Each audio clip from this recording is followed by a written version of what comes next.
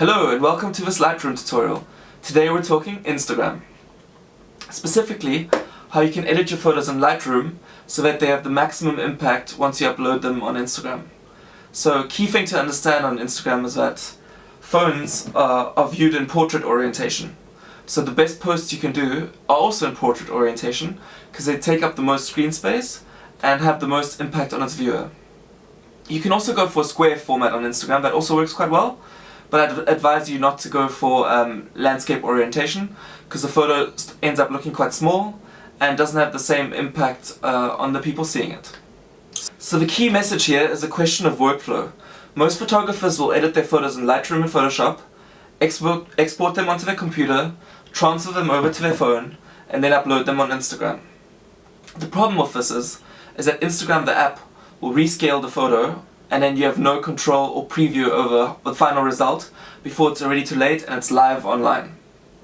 So instead, I'd propose, why would you let Instagram, the app, rescale your photos for you when you have powerful tools available such as Lightroom and Photoshop, which do a much better job of doing that, and that also allows you the benefit of being able to preview your post in the perfect dimensions on your computer prior to it going live on Instagram.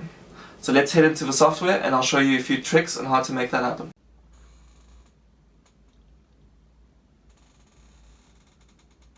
So the photo I've chosen for this tutorial is this one right here of the gherkin. Reason being, I shot it in landscape mode. So let's talk about aspect ratios.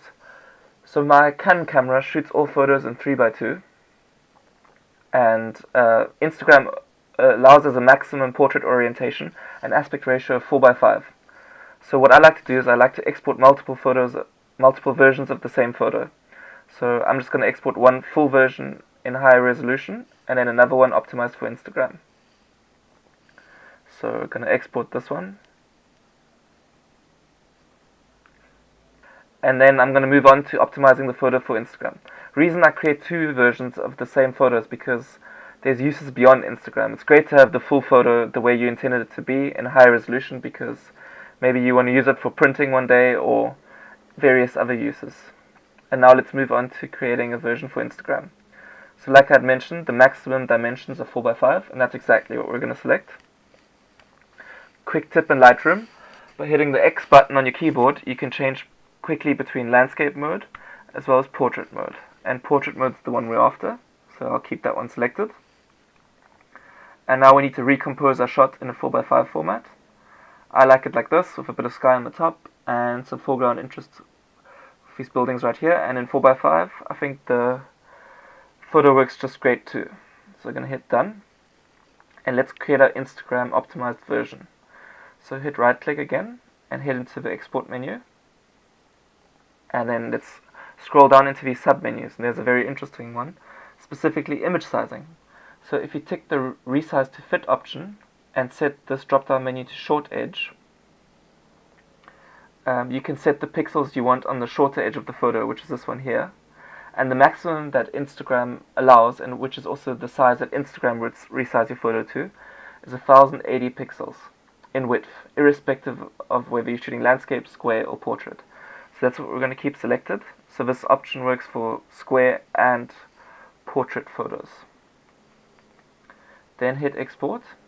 And because we've already created the full resolution version, it's giving us a warning message saying that this file already exists. Not a problem. Let's click on use unique names.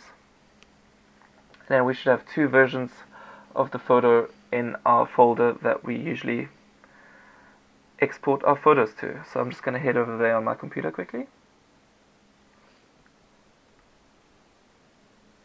And here they are. They're just being created at the moment. And here we go. So the next thing I like to do is I like to just double check the final export by clicking right click, get info, and you'll see right away that the photo has been downscaled. It's only 1.5 megabytes, and with these dimensions here, 1080 by 1350, it'll be perfect for Instagram.